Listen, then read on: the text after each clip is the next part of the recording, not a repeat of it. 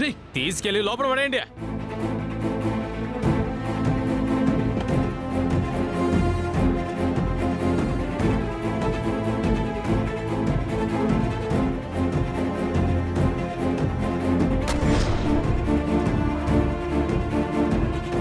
ఏంది బాబు, నేను చెప్పేది నమ్మట్లేదా? ఒక్క నిమిషం ఉండండి, మా బాబాయ్తో ఫోన్లో మాట్లాడిస్తాను.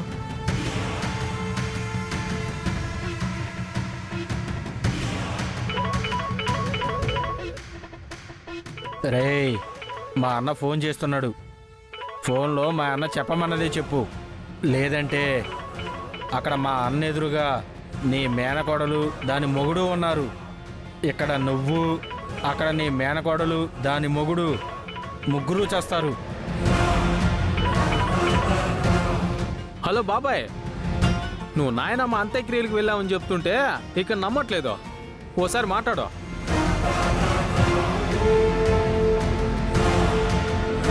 హలో బంగారాజు.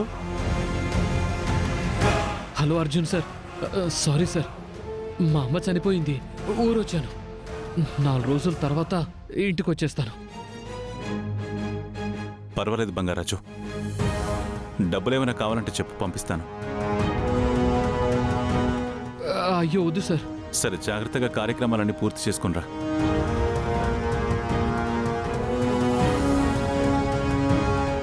ఏంది గౌతమ్ బాబు, ఇంకా అనుమానం పోలేదా?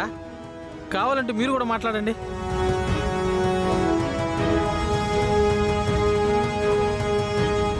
హలో రాజుగారు, ఎక్కడున్నారు? బుల్లబ్బాయి నన్ను కిడ్నాప్ చేసి చంపేస్తానని బెదిరిస్తున్నాడు బాబు. హలో రాజుగారు, హలో హలో రాజుగారు. గౌతమ్ బాబు, పల్లెటూరు కదా బాబు, సిగ్నల్ సరిగ్గా ఉండవు. ఆయన గురించి మీరేం కంగారు పడకండి. 4 రోజుల తర్వాత ఆయనే తిరిగి వచ్చేస్తాడు. ఉంటాను సార్, ఉంటాను సార్.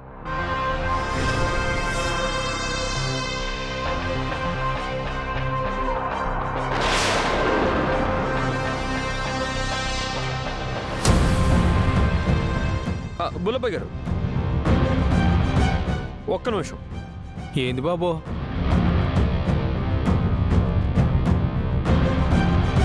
మీరు ఈవెంట్స్ చేస్తుంటానని చెప్పారు కదా? అవును బాబు, అదే నా వృత్తి. మా హాస్పిటల్లో కూడా ఒక ఈవెంట్ చేయాలి, దాని గురించి మాట్లాడాలి. ఇలా రండి. పదండి పదండి పదండి.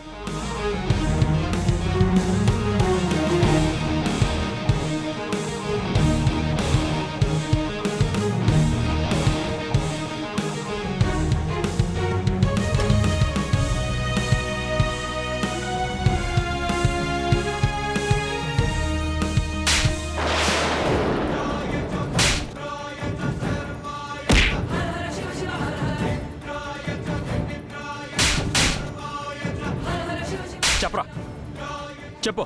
బంగారాజు ఎక్కడున్నారో చెప్పరా. ఏంట్రా నవ్వుతున్నావు? రాజుగారు ఎక్కడున్నారో చెప్పకపోతే నిన్ను చంపేస్తాను. మీరు ఆ పని చేయలేరు బాబు, కానీ నేను చేయగలను. ఏం చేస్తావురా? ఏం చేస్తావు? నేను మీ చేతి కింద ఉన్నాను కాబట్టి నన్ను కొడుతున్నారు. బంగారాజు నా కత్తి కింద ఉన్నాడు.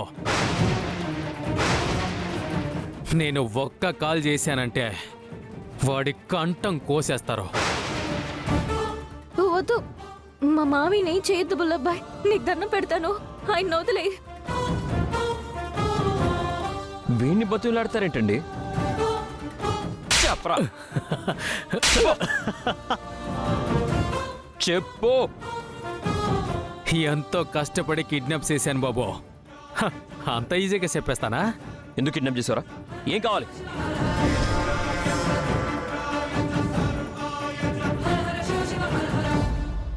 డబ్బా ఎంత కావాలి? నాకు డబ్బులు ఎందుకు బాబు, నా దగ్గరే బోల్డ్ అండ్ డబ్బులున్నాయి. అయితే ఇంకేం కావాలరా నీకు? నా బంగారం కావాలి. బంగారమా?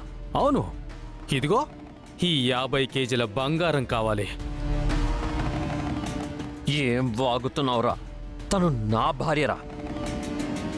తను ఎప్పుడు నీ భార్య అయింది బాబు, కానీ నేను తనని ఎప్పటి నుంచో లవ్ చేస్తున్నాను. చిన్నప్పటి నుంచి తనే నా భార్య అనుకున్నాను. తన వెంట పడ్డాను. తను అడిగినవి అడగనవి అన్నీ ఇచ్చాను. మా ఇల్లు కూడా ఇచ్చి కంటికి రెప్పలా చూసుకుంటా ఉంటే నువ్వు వచ్చి తనని గద్దలా ఎగరేసుకుపోయావు. నా బంగారాన్ని నాకు ఇచ్చేస్తే నేను మీ బంగారు రాజుని మీకు ఇచ్చేస్తాను. ఏంట్రా పిచ్చి పిచ్చిగా ఉందా? మర్యాదగా రాజుగారు ఎక్కడున్నారో చెప్పు, లేదంటే నా చేతిలో చస్తావు. మనిషినిచ్చేదానికి మటర్లు ఎందుకు బాబు? సింపుల్గా ఎక్స్చేంజ్ చేసుకుందాం. నా బంగారాన్ని నాకు ఇచ్చేసి మీ బంగారు రాజుని మీరు తీసుకెళ్ళండి. రే, నీకు మాటలతో చెప్తే అర్థం కాదురా. రే, పెళ్ళైన అమ్మాయి గురించి అలా మాట్లాడడం తప్పురా. మర్యాదగా రాజుగారు ఎక్కడున్నారో చెప్పరా. చెప్తా, కానీ బంగారు రాజు ఎక్కడున్నాడని కాదు, కాశ్మీర్లో ఏం జరిగిందో మొత్తం నాకు తెలుసు. అదంతా మీ నాన్నతో చెప్తా. అప్పుడు మీ వాళ్ళే నా బంగారాన్ని బయటికి గెంటేస్తారు. హ్యాపీగా తీసుకెళ్ళిపోతాను.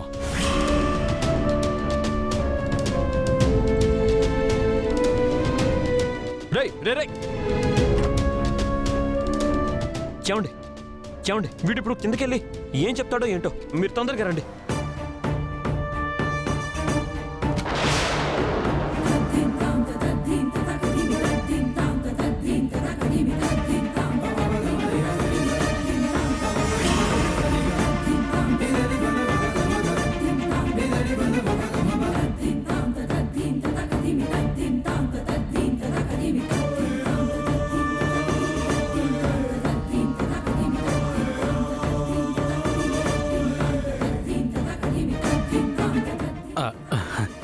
సార్, నేను మీకు ఒక ముఖ్యమైన విషయం చెప్పడం మర్చిపోయాను సార్.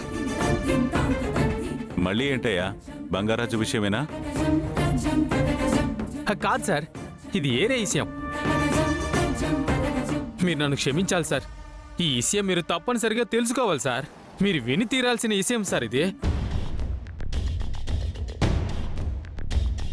అంత ముఖ్యమైన విషయం ఏంటి నాయనా? చెబితే మీరు షాక్ అవుతారు బామ్మగారు. ఆఖరికి ఇంట్లో వాళ్ళతో పాటు బయటి వాళ్ళు కూడా మనకి షాకులు ఇస్తున్నారన్నమాట.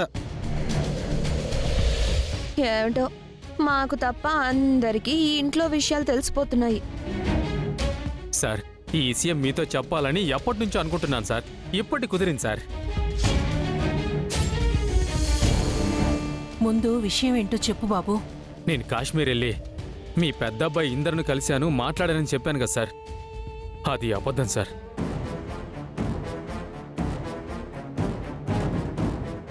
ఇందిరా గారు మీకు బట్టలు గిఫ్ట్లు పంపించారని తీసుకొచ్చి ఇచ్చాను కదా సార్. అది కూడా అబద్ధమే సార్. ఇందిరా గారి గురించి నేను చెప్పినవన్నీ అబద్ధాలే సార్. మీ చిన్న కొడుకు గౌతమ్ గారు నాతో అలా చెప్పించారు సార్.